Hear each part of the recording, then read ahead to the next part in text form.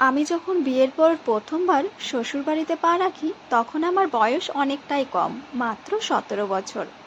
আমার বর আমার থেকে অনেকটাই বয়সে বড় ছিল। তখন তার বয়স ছিল 35 বছর, আমার অর্ধেকেরও বেশি।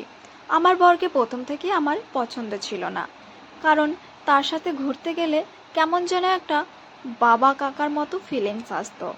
আর আমার বরের একটা ছোট ভাই ছিল, তার সাথে আমার অনেক বন্ধুত্ব ছিল, তাকে আমার খুব ভালো লাগতো।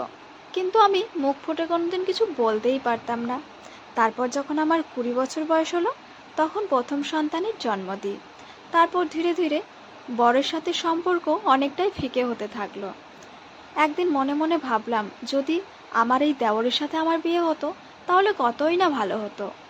তাই একদিন মুখ ফুটে দেওরকে বলেই ফেললাম, চলো আমরা একসাথে সংসার করি। ব্যাস, আমার বরের সাথে কিছুদিনের মধ্যেই ডিভোর্স হয়ে গেল, আর দেওরের হাত ধরে বেরিয়ে পড়লাম নতুন সংসারের আশায়। সেটাই ছিল আমার সবথেকে বড় ভুল। আমার ছোট্ট বাচ্চাটাকে তারপর অনেক অবহেলার শিকার হতে হয়েছিল, কিন্তু সেটা আমি মা হয়ে মেনে নিতে পারছিলাম না।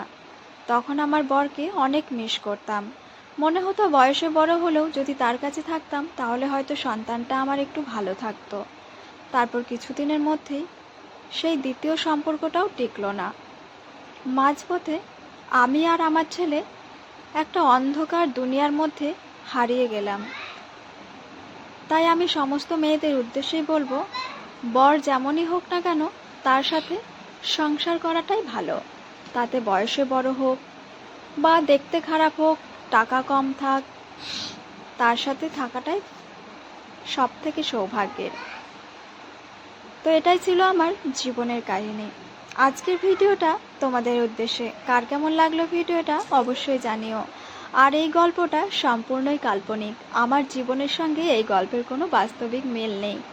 তাই সবাই ভালো থেকো, সুস্থ থেকো। আর আমার ভিডিওটা কে কোথায় দেখছো অবশ্যই কমেন্টে জানিও।